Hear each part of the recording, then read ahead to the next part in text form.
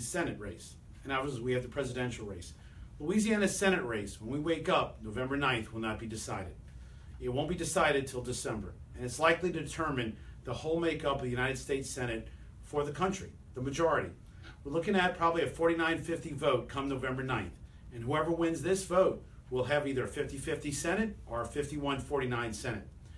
One thing is important right now is NBC is having a televised debate in 2 weeks. And the qualifying begins tonight.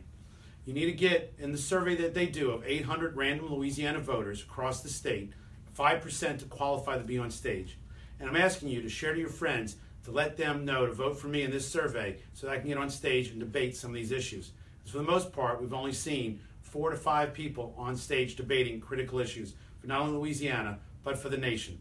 And a couple things I want to talk about are, like the opiate industry spends heavily on Louisiana politicians as the epidemic worsens. This is a national-wide epidemic, but Louisiana politicians have had a say in controlling how easy it is for doctors to prescribe opiates. And we all realize that we have a lot of friends who've been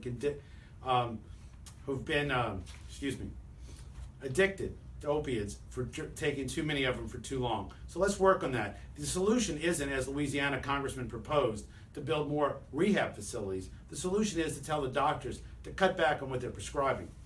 Another issue is it says only one major U.S. Senate candidate in the race thinks global warming is a priority.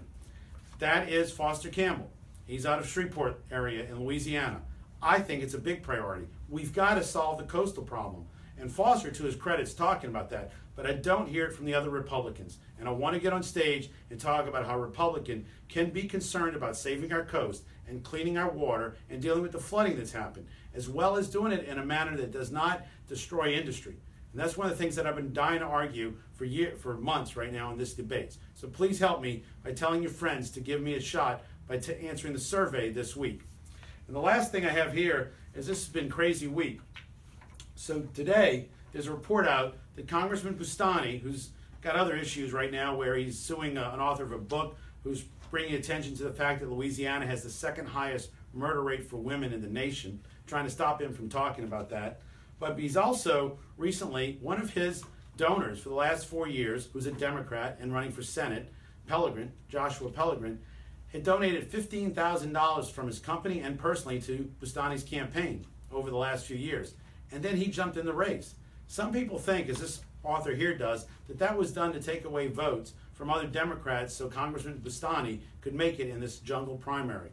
And then we've seen other things right now where someone asked Colonel Manis to step out of the race so his votes would go to another candidate and help them meet that threshold. You only need 15% to make it into the runoff. And that's a low margin to get in. That could determine the fate of our country and what we address as far as policies on seniors, on water issues, on taxation. So I'd love to have a chance to debate these.